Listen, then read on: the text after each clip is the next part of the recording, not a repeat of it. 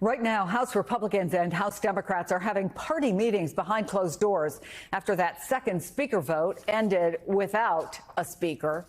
Close Trump ally, Ohio Congressman Jim Jordan, failing to claim the gavel again. And in fact, he actually lost some of the support he had in the first round.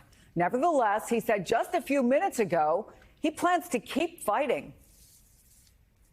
Mr. Jordan, I just want to ask you about that last vote and your confidence so far now after a second vote. We've got 200 of our colleagues who are before us with 2 ballots now. That's right where Speaker McCarthy was in the process, so we're just going to keep talking to members.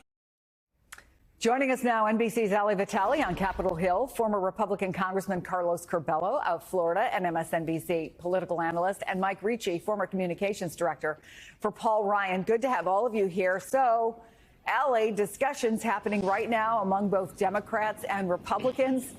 What are they trying to figure out? What comes next is the main question for members of both parties. I'm standing now outside of the Democratic meeting happening just over the course of the last few minutes behind closed doors. We're waiting to see leadership go into the room. I think the question that leadership is going to both ask their members and also their members will ask of them is, what do you want us to do and what's the path forward on the potential for empowering the Speaker pro tempore in Patrick McHenry? One source telling me as I was standing here outside the room that the goal of this meeting is really just a temperature taking so that Democrats can understand how many of their members would be open to voting for that kind of an empowerment resolution and what the political ramifications of that might be. I will say over the course of the last 2.5 weeks, we've seen the top Democrat, Hakeem Jeffries, be pretty mum on any potential idea of something Sorkin-esque of like a consensus government or anything like that. He's really tamped down on that over the course of the last few weeks.